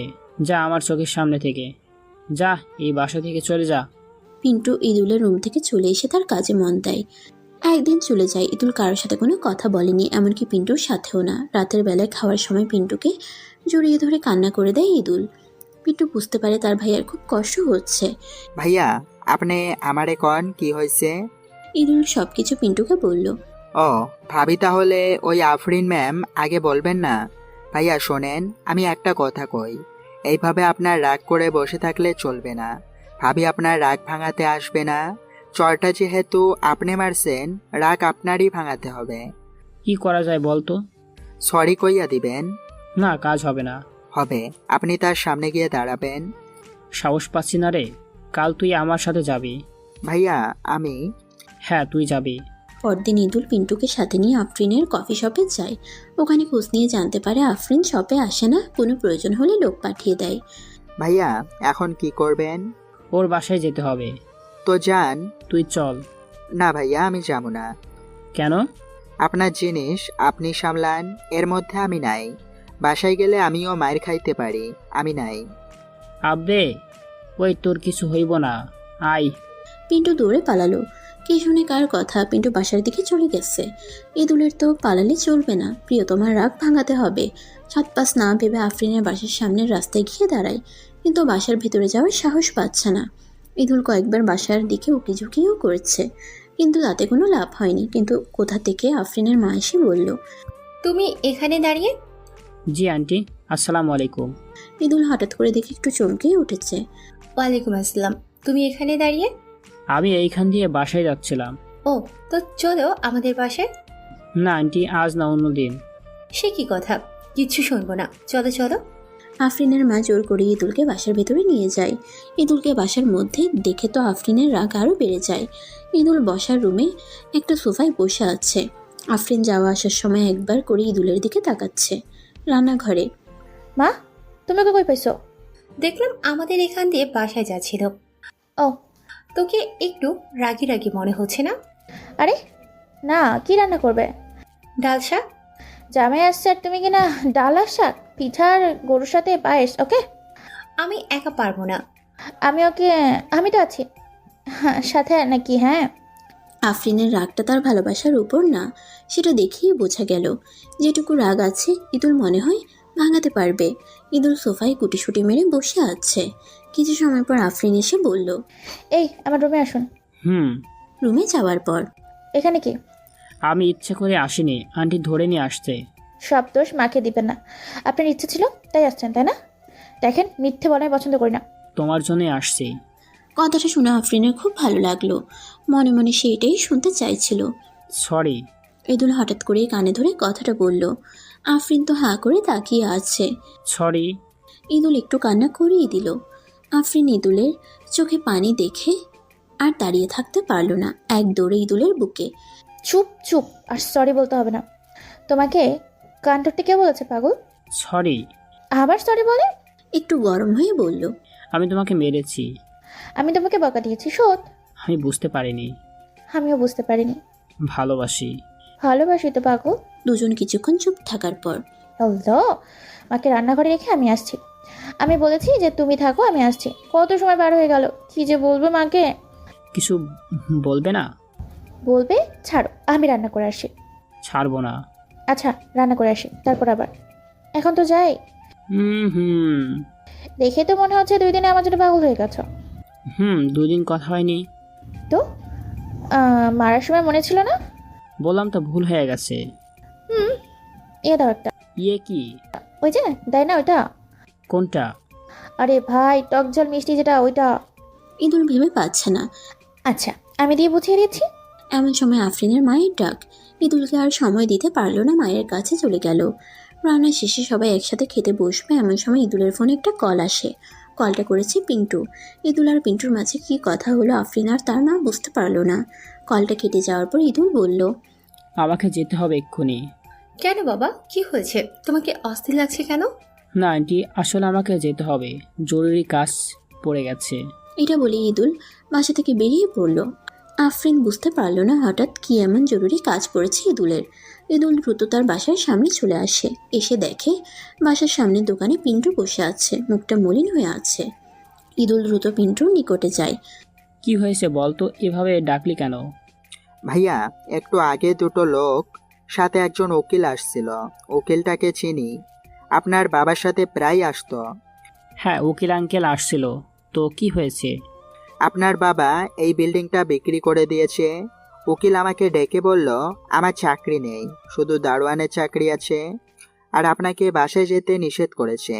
আরে তো কি হয়েছে, থাকলাম না তার বাসায়, তুই কান্না করতেছিস কেন? না ভাইয়া, এমনি। আমার বাবা এমনটা করেনি। নিশ্চয় ওই মহিলাটা এমন করেছে, বাবাকে পুশিং দিয়ে আমার কাছ থেকে দূরে নিয়ে যাচ্ছে। আর আমার বাবাও সেম অবস্থা, মহিলাটা হয়তো ভয় হয়েছে যে আমি থাকলে সম্পত্তির ভাগ বসাবো। আসলে পাগলরা বোঝে এইসব। এর প্রতি আমার কোনো লোভ নেই। যাক, দুঃখের কথা বলে লাভ নেই। কাজ করতে হবে। তুই কাজ খুঁজে দিস। হুম। পিন্টুকে রেখে ইদুল চলে যাচ্ছিল। ইদুল বারবার পেছন ফিরে পিন্টুকে দেখছিল আর কি যেন ভাবছিল। কিছুটা দূর গিয়ে ইদুল আর সামনে এগোলো না, পিন্টুর কাছে ফিরে আসলো। কাছে এসে পকেট থেকে মোবাইলটা বের করলো। ইদুল নিজের মেমোরি আর সিম খুলে নিল, তারপর মোবাইলটা পিন্টুর সামনে ধরলো। আপনার মোবাইল দিয়ে আমি কি করব? মোবাইলটা রাখ, হাতে নে, তারপর বলছি। পিন্টু মোবাইলটা হাতে নিল। ফোনটা দামি, বিক্রি করলে এখনো ভালো টাকা পাওয়া যাবে। ভাইয়া, আপনার ফোন আমি বিক্রি করে কি করব? তোর মা অসুস্থ আমি জানি, মাস শেষে টাকা পেতি, কিন্তু এখন তো মাস হয়নি, মাসের অর্ধেক সময় চলছে। তুই বাকি টাকা দিয়ে চালিয়ে নিস মাসটা আর ভালো কোনো কাজ করিস। আর আপনি? ধুর পাগল, আমার কথা ভাবতে হবে না। দিন চলে যাবে, ঠিক ব্যবস্থা করে নিতে পারবো। ভালো থাকিস। ইদুল পিন্টুকে রেখে চলে আসে। ইদুল এখন রাস্তার একজন মানুষ হয়ে গেছে। নিয়তি তাকে এনে রাস্তায় এনে ফেলেছে। তবে ইদুল এতে খুব খুশি। রাস্তা তার বেশ পছন্দ। সে পাথর সিমেন্টের গড়া বিল্ডিংয়ে শুয়ে থেকে ভাবতো কবে যে রাস্তায় শুয়ে রাত কাটাবে। মাথার উপর আকাশ ভরা তারাগুলো দেখতে পারবে, রাস্তার মানুষগুলোকে কাছ থেকে দেখতে পারবে, বুক ভরে নিঃশ্বাসও নিতে পারবে। এসব নানান কথা ভেবে হাঁটতে হাঁটতে আবার আফরিনের বাসার সামনে গেল। ভেতরে ঢুকলো না। রাস্তায় দাঁড়িয়ে কিছুক্ষণ ভাবলো ব্যাপারটা আফরিনকে জানাবে কিনা। পরক্ষণই আবার ভাবলো এসব কথা ওকে বলে এখনই কষ্ট দিতে চায় না, দেখা হলেই সব বলবে। ইদুল শহরের এদিক ওদিক ঘুরছে, মাঝে মাঝেই দাঁড়িয়ে মানুষের কথা মন দিয়ে শুনছে। মন চাইলেই হাসছে। অচেনা মানুষ ঠিকানা খুঁজছে, সে তাদের ঠিকানা চিনিয়ে দিচ্ছে আরও কত কি। রাত হলো, ইদুল একটা লাইনে দাঁড়িয়েছে খাবার নেওয়ার জন্য। বেসরকারি কোনো একটা সংস্থা পথ শিশুদের খাবার দিচ্ছে। এর মাঝে রাস্তায় যারা থাকে এমন লোকও আছে। ইদুল একটা প্যাকেট পেয়ে অন্যদের মতো খুব খুশি। এত খুশি হওয়ার কারণ তার আশেপাশে অনেক শিশু খাবার পেয়ে আনন্দে হাসছে। সে হাসিতে হাসছে ইদুল। কোথা থেকে একটা পানির বোতল জোগাড় করলো। হাতে তার একটা খাবারের প্যাকেট আর বোতল ভর্তি পানি। গন্তব্য সে ব্রিজ, সেখানে বসে রাতের খাবারটা খাবে। ইদুলের মনে যেন খুশি আর ধরছে না। তার অনেক শখ নিয়নের আলোতে খাবার খাবে। ইদুল খুব দ্রুত ব্রিজটাই চলে আসে। ফুটপাতে একটা ভালো জায়গা দেখে বসে পড়ে। পরক্ষণেই আবার উঠে দাঁড়ালো। কিছু ময়লা হয়তো দেখতে পেয়েছিল, ফু দিয়ে ময়লাগুলো সরিয়ে দিল। তারপর সেখানে বসে মুখে হাসি নিয়ে খাবার প্যাকেট খুললো। প্যাকেট খুলেই দেখতে পেল ওরে, এরা তো মাছ দিয়ে ঝোল ভাত। মাছটা মনে হয় রুই হতে পারে, না অন্য মাছও হতে পারে। ইদুল খাবারগুলো খাওয়া শুরু করে। একটু খেতেই টের পেল তার খাবার খাওয়া কেউ দেখছে। ইদুল তাকিয়ে দেখে আফরিন দাঁড়িয়ে। আফরিনের চোখে মুখে প্রচণ্ড রাগ। আফরিন কিছু বলতে নেবে, তখনই ইদুল তাকে থামিয়ে বলল, আগে খাওয়া শেষ করিনি, তারপর কথা বলি। আফরিনের রাগ ধীরে ধীরে বাড়ছে। ইদুল খাওয়া শেষ করলো, হাত ধুতে ধুতে বলল, ঘটনা হয়েছে যে আমি পিন্টুর কাছ থেকে সব শুনেছি। ওর সাথে তোমার আবার কখন দেখা হলো? বাবার প্রতি এতটা রাগ যে এগুলো করতে হবে? আমার কিছুই নেই তো আমি কই থাকবো? আমার কথা মনে পড়েনি? একটা ছেলে কখনো মেয়ের কাছে আশ্রয় চায়? তুই তো ছেলে না। এই না, কি বলো এসব? আমি বলতেছি তুই ছেলে ঠিকই আছে, কিন্তু আমার কাছে একটা ভালোবাসা। যতই হোক আমি এখন কি? না, কিছু না। এনে ফোন, সিম ওঠা। আমার ফোন পিন্টুর কাছ থেকে কিনেছি। পিন্টুকে তো ঠিকই ভালোবাসে, ফোনটা দেওয়া হয়েছে। ওর মা অসুস্থ। জানি, আমি আর ওকে আমার শপের কাছে কাজ করতে দিয়েছি। চলো। কোথায় যাব? কোথায় আবার? আমার বাসায়। না, আমি কিন্তু এত আবেগওয়ালা ছেলে পছন্দ করি না। একটু বাস্তবতা বুঝতে শিখো। সারা জীবন এইভাবে কাটালে আমি কুমারী হয়েই মরে যাব। এটা তো তোমাকে বুঝতে হবে, তাই না? আজ ঝোল ভাতটা ভালো ছিল। এই হারামি, এই আমি তোকে কি বলি আর তুই আমাকে কি বলিস? চল। যাব, কিন্তু তোমাদের বাসায় না। তো কোথায়? আমি তোমার ওই দোকানটাই থাকবো। ওখানে পিন্টু থাকবে, তুমি আমার সাথে থাকবে। একসাথে? আমি কি তাই বলেছি? আমার বাসায় থাকবে। আর আন্টি? ওনাকে পাঠিয়ে দিয়েছি। কোথায়? ওনার বোনের বাসায়। তাহলে যাব না। আবার যাবে না কেন? ওই যে সমস্যা আছে। 2 দিন পর তোমার আমার বিয়ে। মা যদি সব শুনে, রাজি হয়তো, ভালো না হলে তবুও বিয়ে করব আমরা। চলো এখন এখানে, 1 মিনিটও না। ইদুল উঠে দাঁড়ালো। বাসায় যাওয়ার সাথে সাথে তুমি গোসল করবা। হুম। কি অবস্থা হয়েছে তোমার দেখেছো? এমনটা যদি আর একদিনও করেছো তো হাড্ডি মাংস আলাদা করে দিব। দুজন হাঁটছে। আফরিন ইদুলকে শাসিয়ে নিয়ে নিয়ে যাচ্ছে। এটা করতে হবে, এটা করা যাবে না, এমনটা করলে ভালো হবে না, সব কিছুতে নিজেকে বিলিয়ে দেওয়া যাবে না, নিজেকে শক্ত করে ধরে রাখতে হবে। ইদুল শুধু হ্যাঁ না করেই যাচ্ছে। বাসায় আসার পর এই বিয়ে সম্ভব না। এই হঠাৎ বিয়ের কথা বলছো কেন? আন্টি, এই বিয়ে মেনে নিবে না। আমার পরিবার নেই, নিজের কোনো থাকার জায়গা নেই।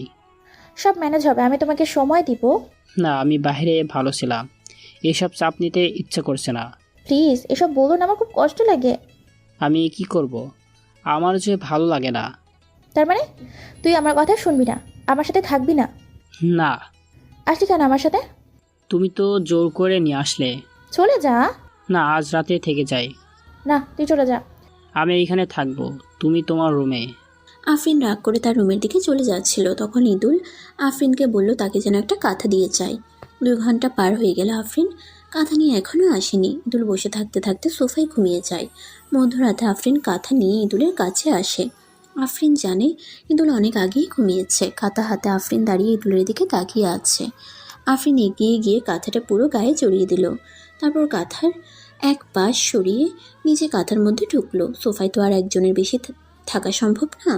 আফরিন ইচ্ছা করে ইদুলের উপর চড়ে বসলো। ইদুলের ঘুম ভেঙে গেছে। চোখ খুলে দেখলো আফরিন তার পেটের উপরে বসে আছে। চোখ বন্ধ কেন? কথা হবে না, আমি তোমার বুকে ঘুমাবো। তুমি? এটা কি? আমি কথা বলতে মানা করছি কিন্তু। হুম। আফরিন ইদুলের বুকে আটসাট হয়ে শুয়ে পড়ল। কাঁথাটা জড়িয়ে নিল। ইদুল শুধু জোরে জোরে নিঃশ্বাস ফেলছে। ভয় লাগছে? না, ভালো লাগছে, তোমার ওজন ভালোই। কিছু করার নেই, এইভাবেই থাকতে হবে। আরও কিছু সমস্যা হচ্ছে। কি সমস্যা? তুমি এভাবে কি পুরো রাত থাকবে? তো কিভাবে থাকবো? এভাবেই। আমি তো মারা পড়ব। এই এখনই এমন, বিয়ের পর কি করবা? এইভাবে কিন্তু থাকতে হবে। ইদুল আর কিছু বলতে পারল না। আফরিন এবার কাঁথাটা মুড়ি দিয়ে নিল। তারপর তার মাথা ইদুলের বুকে রেখে চোখ বন্ধ করলো। আজ একটু বেশি শীত করছে তাই না গো? হুম। একটু চুমু দিই? এই না, এসব না। আচ্ছা ভয় পেতে হবে না, আমি দিব না। আফরিন কিছুক্ষণ পর একটা চালাকি শুরু করলো। ধীরে ধীরে তার মুখটা ইদুলের গলার কাছে নিয়ে গেল আর তার সেই ঠোঁট দিয়ে বারবার ইদুলের গলায় স্পর্শ করছিল। ইদুল আফরিনের চালাকি বুঝতে পারছিল না। ধীরে ধীরে ব্যাপারটা বাড়ার পর ইদুল বলল, ধৈর্য বলতে একটা কথা আছে, চুপচাপ শুয়ে থাকো। আমি যেটা বলেছি সেটা না করলে ছাড়বো না। ঠিক আছে, যেটা ইচ্ছা করো। Thank you. আফরিন সুযোগ পেয়ে আর দেরি করলো না। সে ইদুলের ঘাড়ে কয়েকটা চুমু খেলো। এখন চুপচাপ ঘুমাও। আর একটু। আজ না, অন্য সময়। তাহলে বলো বিয়ের পর এইভাবে রাখবে? হুম। না, তোমার কথা আমি বিশ্বাস পাই না। আমরা বিয়ের পর বিছানায় ঘুমাবো না, সবাই ঘুমাবো, তাহলে আর সমস্যা থাকবে না।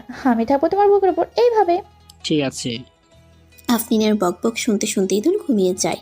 পরদিন সকালবেলা আফরিন ঘুম থেকে উঠে দেখে সে একা সোফায় শুয়ে আছে, ইদুল নেই। খুঁজতে খুঁজতে ইদুলকে পাওয়া গেল আফরিনের রুমে। আফরিন চুপি চুপি রুমে ঢুকলো। ইদুল জানালার ধারে দাঁড়িয়ে কি করছিল সেটা দেখার জন্য পা টিপে টিপে ইদুলের দিকে এগোচ্ছে। ইদুলের কাছে যেতেই আফরিন দেখলো ইদুল ফুপিয়ে কান্না করছে, কিন্তু চোখে পানি নেই, শুধু ভেতর থেকে কেমন যেন আওয়াজ আসছে। ইদুল দেখতে পেল আফরিন তার পেছনে দাঁড়িয়ে আছে। আমি একটু এইখানে দাঁড়িয়েছিলাম, তুমি ঘুমাচ্ছিলে তো তাই। তুমি কান্না করছো কেন? কই না তো, আমি কান্না করব কেন? না তুমি কান্না করছিলে, অন্য কেউ টের পাবে না, আমি ঠিকই বুঝেছি। ইদুল কি ভেবে আফরিনকে দুহাত দিয়ে জড়িয়ে ধরে বুকের মধ্যে নিল। এই পাগল কি হয়েছে? ইদুল এবার একটু আওয়াজ করে কান্না করছে। বলবা তো কি হয়েছে, বলো আমাকে কি হয়েছে। আম্মুর কথা খুব মনে পড়ছিল। ফ্রেশ হয়েছো কি? হ্যাঁ। তুমি কখন উঠেছো আর আমাকে ডাকোনি কেন? ঘুমাচ্ছিলে তো। তাই বলে ডাকবে না? ভালোবাসি। ইদুল কথাটা বলে আফরিনের গালে, ঠোঁটে, চোখে বারবার চুমু খেলো। এই পাগল হঠাৎ কি হলো তোমার? আমি জানি না। ইদুলের এরকম অবস্থা দেখে আফরিন বেশ অবাক হচ্ছে। ছাড়ো, এখন ফ্রেশ হতে হবে, আমরা নাস্তা বানাবো। আমি তোমাকে ব্রাশ করিয়ে দিই। আফরিন হাঁ করে ইদুলের দিকে তাকিয়ে আছে। দেই? ওয়াশরুম থেকে আফরিন ব্রাশ আর টুথপেস্ট নিয়ে এসে ইদুলের হাতে দিল। তো এখন কি গোসল করিয়ে দিব? ওইরা এখন না। দিব এক্ষুনি? ওই তোমার কি হয়েছে বলো তো? কিছু না তো। এমন করছো কেন? কই এমন করলাম? যাও, আমি গোসল করে আসতেছি। আমি করিয়ে দিই। যাও বলছি। নিজে কাল রাতে আমাকে টর্চার করলা, সেটা কিছু না? আমি কি তখন বলেছিলাম কিছু? ওরে বাবারে, এ তো দেখছি রাগ দেখাচ্ছে আমার উপর। রাগ দেখাতে হবে না, আর আপনি যা আবদার করেছেন তার রাগটা আমার একটু কষ্ট হবে। লাগবে না। ইদুল ব্রাশ করিয়ে দিল, মুখ ধুয়ে দিল। ইদুল বাইরে চলে আসে। ভেতরে আফরিন ভাবতে থাকে হঠাৎ এমন করছে কেন, কি হয়েছে ওর। ভাবতে ভাবতে পরক্ষণেই বুঝতে পারলো হয়তো ভালোবাসা একটু বেশিই বৃদ্ধি পেয়েছে। আফরিন তার হাতের কাজটা শেষ করে নাস্তা তৈরি করে ইদুলকে খাবার টেবিলে ডাকে। ইদুল আফরিনের পাশাপাশি বসে। আগে বসতো না, দূরেই বসতো। আমি কিন্তু খাওয়াই দিব। দাও। শোনো, তুমি হয়তো একটু অবাক হচ্ছ আমি এমন করছি কেন। আসলে আমি ভেবেছি যে আমাকে ভালোবাসে, তাকে ছেড়ে আমি বাইরে কেন থাকবো। সে যদি আমাকে পাওয়ার জন্য এত কিছু করতে পারে, তাহলে আমি কেন তার জন্য কিছু করতে পারবো না।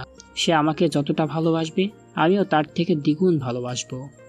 ওরে আল্লাহ, এতদিনে আপনার হুঁশ ফিরেছে? ইদুল চুপ। তোমাকে এত কিছু করতে হবে না, আমি তোমাকে বেশি ভালোবাসবো আর আমি বেশি কেয়ার করব। না আমি। না তুমি না, আমি। আফরিনকে থামানোর জন্য হঠাৎ করে ইদুল আফরিনের ঠোঁটে চুমু খেয়ে বসলো। দুজনেই লজ্জায় শেষ। নাস্তাটা কোনো রকম শেষ করে নেয় তারা। সারাদিন টুকটাক কাজ, কথাবার্তা এমন করেই কাটলো। সন্ধ্যায় বাঁধলো বিশাল এক সমস্যা। আফরিনের মা বাসায় চলে আসছে, আর এসে ইদুল আর আফরিনকে একসাথে দেখতে পেয়েছে। ইদুল চুপ। আফরিন তার মাকে ডেকে নিয়ে পাশের রুমে যায়। আফরিন কাঁদো কাঁদো মুখ নিয়ে ইদুলের কাছে আসলো। দুজন বেরিয়ে যাচ্ছে, তখনই আফরিনের মা পেছন থেকে ডাক দিয়ে বলল, ইদুল কখন আসছে? এই তো একটু আগে। মা, তুমি হঠাৎ করে আসলে যে? না আসলে তো এটা দেখতে পেতাম না। মা, আমি ওকে ডেকে এনেছি। ডেকে এনেছ নাকি রাস্তা থেকে নিয়ে এসেছ? তুমি কিভাবে জানলে? এত বড় কথা লোকে মুখে চাপা থাকে? যেভাবেই হোক জেনেছি। মা, আমার কথা শোনো, আমি একটু বুঝিয়ে বলি তোমাকে। না, তুই চুপ থাক। এই যে ইদুল, তুমি তো লেখাপড়া করছো, শিক্ষিত একটা ছেলে, তুমি এই কেসটা কিভাবে করলে? আমি তোমার সাথে ওর বিয়ে দিতে চাইছি, কিন্তু সেটা আগের পরিস্থিতিতে। এখন তো সেটা হবে না, পরিস্থিতি চেঞ্জ। তুমি একটা চালচলহীন রাস্তার ছেলে। আফরিনকে তোমার হাতে তুলে দিলে ও কি নিয়ে কই থাকবে বলো? আন্টি ঠিকই বলেছেন আপনি। আমি ওকে ব্যাপারটা ঠিক বুঝিয়েছি, কিন্তু ও শোনেনি। এই তুমি চুপ করো। মা, তুমি আমার সাথে আসো তো। এই ডিসিশনটা তুই কিভাবে নিলি? আমি ওকে ভালোবাসি। এই সামান্য টাকা পয়সার জন্য আমি ওকে ছাড়বো কিভাবে বলো? টাকা না থাকলে ভালোবাসা খুঁজে পাওয়া যায় না। তো তুমি আমার বাবার মধ্যে কি পেয়েছিলে? টাকা পয়সা ছিল আমার বাবার? তুমি তো বলো বাবা শুধু দুটো টিউশনে ছিল। পরিবারের বিয়ের চাপে তুমি বাসা থেকে বেরিয়ে এসে বাবার মেসে ওঠো। কিসের টানে এই রিস্ক নিয়ে বাবার কাছে আসছিল? আমাদের ভালোবাসা অন্যরকম ছিল। হ্যাঁ, নিজের বেলায় শুনলো না। তোর বাবা সেদিন আমাকে দেখে বেশ অবাক হয়ে গিয়েছিল, কিন্তু হতাশ হয়নি। উনি আমাকে নিয়ে দ্রুত একটা বাড়ি খুঁজতে থাকে। আমরা একটা বাড়ি পেয়েও যাই, আর সেইখান থেকে ও কিভাবে যে আমাদের আগলে রেখেছে আমি টেরও পাইনি। ও আমাকে রাখতে পারবে। তুই নিজেই তো আগলিয়ে রাখছিস। একজন রাখলেই হলো। দেখ, এসব মাথা থেকে দূর কর আর ওকে এখান থেকে বিদায় কর। আমিও চলে যাব। কি, তুই আমাকে একা রেখে চলে যাবি? তুমিও তো তোমার মা বাবাকে রেখে চলে আসছিলা। তোর সাথে কথায় পারা যাবে না। আচ্ছা যা, ওকে নিয়ে বাসা থেকে বেরিয়ে যা। আমি তোদের ভালোবাসায় আটকাবো না। ঠিক আছে, চলো। কোথায় যাব? কোথায় আবার? আমাদের নতুন ঠিকানায়। জীবনটা নতুন করে গোছাতে হবে তো। আন্টি কি বললো? ভালোবাসায় আটকাবে না, তবে এই বাসায় আমাদের জায়গা হবে না। উনি আমাদের এক পরীক্ষায় ফেলে দিয়েছেন। চলো। তুমি আমাকে নিয়ে কোথায় যাবে? বাইরে। থাকবো কই আমি? আমি ব্যবস্থা করে ফেলবো। কিভাবে? চলো বাইরে যাই, তারপর চিন্তা করি। এখানেই বলতে হবে? থাকার জায়গা খুঁজতে হবে। তারপর? কাজ জোগাড় করব। তারপর? সংসারটা গুছিয়ে নেব। আর আমাকে ভালোবাসার কথা তো বললে না? আরে সব তো এগুলোর মধ্যেই। চলো। সেই আমলে আমি বাসা থেকে কিছু গয়না আর 5,000 টাকা নিয়ে বাসা থেকে বেরিয়ে গিয়েছিলাম। আফরিন পেছন ফিরে দেখে তার মা মিটিমিটি হাসছে। হাসি দেখে আফরিনের খুব রাগ হচ্ছিল। তুই কিছু নিবি না? না, লাগবে না। কিছু নিয়ে যা। বললাম না লাগবে না। রাগ দেখাচ্ছিস? রাগ দেখাতে যাবো কেন? তো আয়, বকে আয়। আফরিন তো থ মেরে গেল। দাঁড়িয়ে কি দেখছিস? আয়। যাও, ইদুল বলল। আফরিন এক দৌড়ে তার মায়ের বুকে। এই তোরে আমি যাইতে দিলাম? আমি দেখছিলাম তোদের ভালোবাসাটা কত দূরে গিয়েছে। তুমি পরীক্ষা করতে গেলে কেন? তাই একটু দেখে নিলাম। সরি। ঠিক আছে। রাগ করিস না, আমি তো ভালোবাসা বুঝি। আর চোখের সামনে এমন একটা ভালোবাসাকে অতই সাগরে ফেলে দেওয়ার কোনো ইচ্ছে নেই। আর তা যদি আমার মেয়ে হয় তাহলে তো কোনো কথাই নেই। মনে মনে আমাকে বকা দিয়েছিস তাই না? না। আমার মন বলছে দিয়েছিস। একটু একটু। তবে পরে দেখে নেব। এখন যা, বিয়ের জন্য তৈরি হ, কাজে আসছে। মানে? মানে তোর দোকানে পিন্টু নামে এক ছেলে আছে, ওকে বলেছি আমি ফোন করলেই যেন ও কাজে নিয়ে আসে আমাদের বাসায়। তুমি পিন্টুকে চিনলে কিভাবে? তুমি শপে গিয়েছিলে?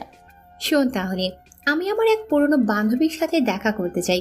তারপর আমরা ঠিক করে কোনো কফি শপে আড্ডা দেব। তখন মাথায় আসলো তোর কথা। তোর শপে চলে আসলাম, এসে দেখি তুই নেই। আর সেখান থেকেই সব জানতে পেরেছি। Oh no. এখন আর দেরি করিস না, পিন্টুকে বলে আসি আমি ফোন করলে ও কাজে নিয়ে চলে আসবে। তুই রেডি হ, আর জামাইকে রেডি করে দে, আমি রান্নাঘরে যাই। আফরিন ইদুলকে নিয়ে তার রুমে আসলো। আফরিন রুমে এসে দিল এক চিৎকার। আহ কি মাঝে পেয়েছি আমি। ইদুল তখনও চুপ, আবার এখনো। তোমার মন খারাপ? কই না তো। আমাদের বিয়ে কিন্তু তোমার মুখে হাসি নেই। আমার পরিবার কেউ কাছে নেই তো, তাই একটু খারাপ লাগছে। মন খারাপ করো না, এখন ওসব বাদ দিয়ে আমি আছি। তোমার শাশুড়ি আম্মা আছেন। তুমি মন খারাপ করো না, আসো একটু জড়িয়ে ধরি। একে অপরকে জড়িয়ে ধরে বলল। আমি কিন্তু এরপর আর তোমার মন খারাপ দেখতে চাই না। মন খারাপ থাকবে না? জানো, আমার খুব ভালো লাগছে। ভালো লাগাগুলো যে কিভাবে প্রকাশ করবো বুঝতেই পারছি না। আমি বুঝতে পারছি তুমি খুশিতে ঠিক থাকতে পারছো না। তা ঠিক বলেছ। উনি পুনরপ্রেমিক, তা আমাদের ভালোবাসাটা কি ঠিক চিনতে পেরেছে? পুরো ক্রেডিটটা কিন্তু শাশুড়ি আমার। নাও, এখন রেডি হয়ে নেই। আমি আর কি রেডি হব, এরকমই তো। শপিংয়ে তো করা হলো না। আচ্ছা, আমরা রেডি হব না? না, আজ বিয়ের দিন, তুমি রেডি। তাহলে তোমাকেও হতে হবে। একটা বুদ্ধি পেয়েছি। কি বুদ্ধি? পিন্টু আসলে ওকে নিয়ে শপিংয়ে যাব, যত তাড়াতাড়ি পারি একটা শেরওয়ানি কিনে নিয়ে আসব। ঠিক আছে, কিন্তু একটা সমস্যা আছে। কি সমস্যা? আমাকে টাকা ধার দিতে হবে, পরে দিয়ে দিব। আমি এসব পারবো না। দাও না কিছু টাকা, পরে দিয়ে দিব তো। কি করুণ লাগছে তোমাকে বাবু। না, মন খারাপ করো না, দিব তো। মনে করে আমাকে আবার দিয়ে দিও। আফরিন ইচ্ছা করেই একটু ভাব নিচ্ছে ইদুল এরপর কি বলে সেটা দেখার জন্য। পিন্টু কাজে নিয়ে বাসায় হাজির। ইদুল পিন্টুকে নিয়ে শপিংয়ে যায়। বাসায় রেডি হচ্ছে আফরিন, কিচেনে রান্না হচ্ছে নানা রকম খাবার। আফরিন সেজে গুজে তার রুমে বসে আছে। ইদুলের আসার নাম নেই। রাত অনেক হয়ে গেল, তখন ইদুল আসছে না। আফরিন আর নিজেকে ধরে রাখতে পারছে না, রুম থেকে বেরিয়ে এসে গেল তার মায়ের কাছে। মা, এখন ওরা আসছে না কেন? হয়তো ভালো কিছু পাচ্ছে না, তাই লেট হচ্ছে। আফরিন আবার তার রুমে চলে আসে। রাত্রি তখন 10টা ছুঁই ছুঁই। ইদুলের এখনও আসার কোনো নামগন্ধ নেই। আফরিন আর বসে থাকতে পারছে না, রুমের মধ্যে হাঁটাহাঁটি করছে। আরও কিছুক্ষণ পর কলিং বেলের আওয়াজ শুনতে পেয়ে আফরিন নিজেই দৌড়ে গিয়ে দরজা খুলে দেখে ওরা এসে গেছে। আফরিনের তো চোখে পানি দিয়ে একাকার হয়ে গেছে। ইদুলের হাত ধরে নিয়ে রুমে চলে আসে আফরিন, আর রুমে নিয়ে এসে গালে এক থাপ্পড় বসিয়ে দেয়। ইদুল গাল ধরে দাঁড়িয়ে থাকে। এতক্ষণ লাগে তোর? সরি। কিসের সরি? জানিস আমি কত টেনশনে ছিলাম? বাইরে থেকে কথাগুলো শুনছিল আফরিনের মা। কথাগুলো শুনে কাজের কাছে এসে বলল, আপনার আর এতক্ষণ বসে থেকে কাজ নেই, অনেক কষ্ট দিলাম আপনাকে। আপনি কাল সকালে আসবেন। কাজে চলে গেল। এদিকে আফরিন ইদুলকে শাসিয়ে যাচ্ছে। বল, কি জন্য তো দেরি হলো? এই যে তোমার জন্য একটা বেনারসি কিনেছি, তো এটা কিনতে লেট হয়েছে। আফরিন এবার থমকে গেল, কিছুক্ষণ ভেবে আবার বলল, তোকে কে কিনতে বলেছে? এটা আবার কে কিনতে বলবে? বিয়ের একটা দিন তোমাকে কিছু দিব না? টাকা কই পাইছস? পিন্টুর কাছ থেকে ধার নিয়েছি। কুত্তা পিলাই। কথাটা বলে আফরিন আবার জড়িয়ে ধরল। তুমি খুব টেনশনে ছিলা? অনেক, খুব ভয় হচ্ছিল। না জানি তুমি কোন বিপদে পড়েছো এটা ভেবে। সরি দেরি করার জন্য। একটা চুমু দাও। এখন না, বিয়েটা করে নি। দুজনে কথা বলে বাইরে এসে দেখলো কাজই নেই। পরে জানতে পারলো কাল আসবে। দুজনে একটু স্থির হলো। ইদুলের জন্য আলাদা একটা রুম দেওয়া হয়েছে। ইদুল রুমে বসে কিছু একটা ভাবছিল। সেই সময় আফরিনের প্রবেশ। রুমের লাইট অফ ছিল, তবে মৃদু আলো ছিল। আফরিন ইদুলের কাছে এসে বসলো আর বলল, তুমি আসছো, দাঁড়াও লাইটটা অন করে নি। না, আপনাকে লাইট অন করতে হবে না। কই কিছু না তো। কি যেন যেতে চাইছিল? এখন আচ্ছা, আমরা কথা বলি। এখনই তো আর এই কথার জন্য তো তুমি আমাকে পছন্দ করো, তাই তো এত বকবক করি। ইদুল একটু হেসে বলল। আচ্ছা বলো।